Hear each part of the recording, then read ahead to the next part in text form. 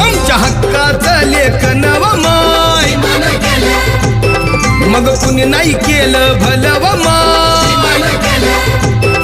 अग दिल्लीचं दालन फुलं व माय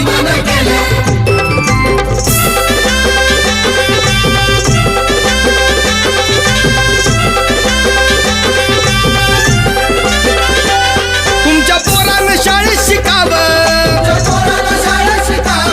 आशाला जारीला मुकावं असं सभेमधी भाषण व माय मग कुणी नाही केलं भलं व माय